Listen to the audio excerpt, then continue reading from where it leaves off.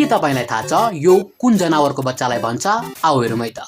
Okay kid, भाइ kid त मान्छेको बच्चालाई भन्छ होइन र? तर मान्छे त जनावर होइन कि पुच्छर नभए जनावर हो?